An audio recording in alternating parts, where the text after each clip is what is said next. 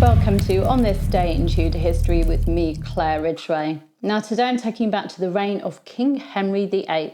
For on this day in Tudor history, the 3rd of October 1536, Imperial Ambassador Eustace Chapuis wrote to Emperor Charles V informing him that Jane Seymour's coronation was being postponed. He wrote, "The Queen's coronation, which was to have taken place at the end of this month, is put off till next summer, and some doubt it will not take place at all. There is no appearance that she will have children. The delay of the coronation will do no harm, except that the coming of the princess to court is put off till it takes place, and if it be delayed, neither her affairs nor those of your majesty will be the better for it."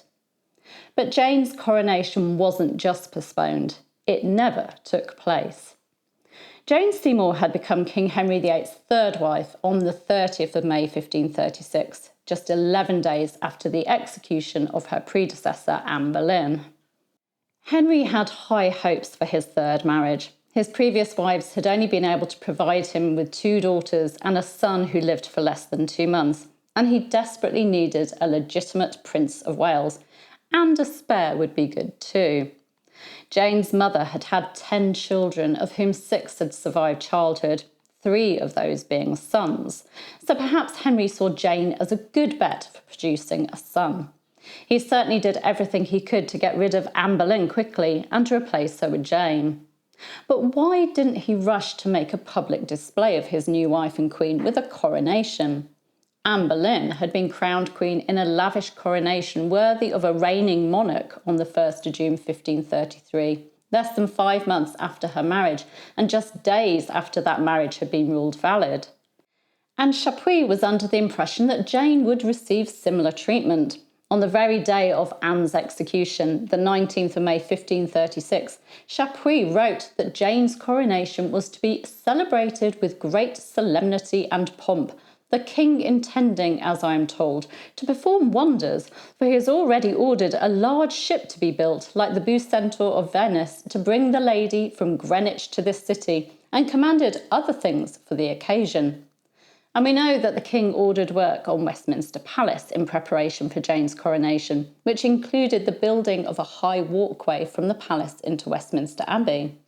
However, the work on the palace was brought to a halt at the end of the summer of 1536, and Chapuis, in a letter dated the 1st of July, recorded that the coronation had been postponed until after Michaelmas, that feast day being the 29th of September. And John Hussey had written to Lady Lisle in Calais that the coronation was not due to take place until after Hallowtide, although he later wrote that it was expected to take place on St. Edward's Day, the 13th of October, unless plague delayed it. Henry Lord Montague recorded in a letter dated the 15th of September that Jane's coronation was expected to be on the Sunday before All Hallows Day. In January 1537, following the Pilgrimage of Grace rebellion, rebel leader Robert Aske wrote of how the king had promised to have Jane crowned in York, but then no preparations were made, and it seems to have been just one of the empty promises that the king made the rebels. So Jane's coronation kept being put off. Chapuis speculated on the cause of the postponement, commenting that suspicious persons think it is to see if she shall be with child, and adding, and if not, and there is danger of her being barren, occasion may be found to take another. I am told on good authority that this king will not have the prize of those who do not repent in marriage, for within 8 days after publication of his marriage, having twice met 2 beautiful young ladies, he said and showed himself somewhat sorry that he had not seen them before he was married. Was the king already tiring of Jane?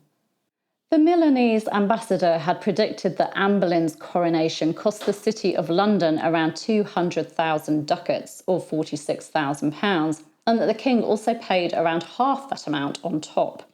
But then Anne Boleyn had been pregnant. Did Henry VIII really want to spend all that money on a new queen who wasn't showing any signs of being pregnant yet?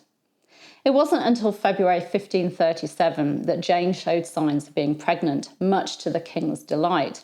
And perhaps the king decided to wait until after the birth of their child for Jane's coronation. Of course, Jane died just 12 days after giving birth to the couple's son, Edward, so the king never had to go to the expense of getting her crowned. Henry VIII married another 3 times, but never crowned those queens either. Also on this day in Tudor history, the 3rd of October 1518, Cardinal Thomas Wolsey, Henry VIII's Lord Chancellor, sang a mass to Henry VIII and the French ambassadors at St. Paul's Cathedral in celebration of a treaty between England and France. This mass wasn't the only celebration. There was also a banquet and a lavish masque of lords and ladies dressed beautifully and disguised with masking hoods. And the masque included some well-known courtiers, people like Sir Francis Bryan and Bessie Blunt, the King's mistress. Here a contemporary description of that masque in last year's video. You'll find a link to that in the description. Thank you for joining me today. You can subscribe to this channel by clicking around about there. You can hit the bell to be notified as these videos go live, and you can give me a like and leave me a comment. I'll see you tomorrow. Bye-bye.